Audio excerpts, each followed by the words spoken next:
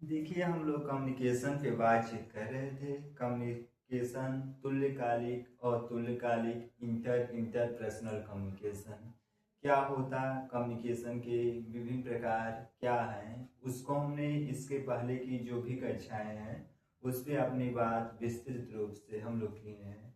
आज समझेंगे कि जो भी हम लोग फोन या टेलीफोन पे बातचीत करते हैं या किसी भी प्रकार से अपनी सूचनाओं को किसी यंत्र के माध्यम से दूसरे व्यक्ति के समक्ष प्रस्तुत करते हैं, तो क्या आपने उस बात पे अमल किया है कि यह एक प्रक्रिया के माध्यम से यानी कि कई स्तरों से होते होते हमारी सूचनाएं जिस व्यक्ति के पास फोन करते हैं वहां तक पहुंचती है, उसको जानने का प्रयास करेंगे कि किस प्रक्रिया के माध्यम से सूचना एक स्थान से दूसरे स्थान पे पहुंचती।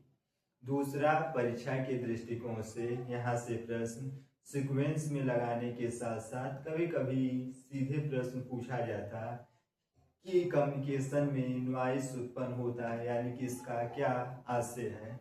इन सभी चीज़ों को जानेंगे। उसके साथ साथ एक समअप के रूप में हम समझेंगे कि जो भी अपनी सूचनाओं को किसी यंत्र के माध्यम से दूसरे जगह संप्रेषित करते हैं तो उसमें कई आयामों के तहत सूचना एक स्थान से दूसरे स्थान पे जाती है।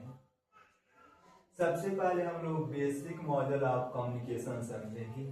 बेसिक मॉडल ऑफ कम्युनिकेशन कहने का आशय यही है कि जब हम सूचना दे रहे हैं तो सूचना को एक स्थान से दूसरे स्थान तक जाने में विभिन्न चरणों से होकर सूचनाएं हमारी एक स्थान से दूसरे स्थान पे जाते हैं, उसे बेसिक मॉडल ऑफ कम्युनिकेशन कहते हैं। अब एक एक करके हम देखेंगे। सबसे पहले हम लोग इस फिगर पे नोटिस करेंगे। सबसे पहले फिगर पे नोटिस करेंगे तो हम यह देख रहे हैं कि सूचना जो सेंडर है यानी कि जिसने सूचना उत्पन्न की है, जिसने सूचनाओं को भेजा है, पुनः एक साइकिलिक के क्रम में होते होते नॉइस से होते होते फीडबैक के पास आता और पुनः उसी के पास सूचना आ जाती। इस क्रम को समझने का प्रयास करेंगे। सबसे पहले जो भी सेंडर या सोर्स है, सेंडर यानी कि जो भी सूचनाओं को भेजता या जो भी स्रोत है जिस सूचनाओं को भेजा जाता है, सेंडर उसे हम कहते हैं। तो मान लिया कि सेंडर सूचनाओं को भेजने के लिए प्राय जो भी कुछ भेजेगा तो उस सूचनाओं को एक ऐसे फॉर्मेट के रूप में डिजाइन करेगा जिसे सूचना को भेजा जा सके।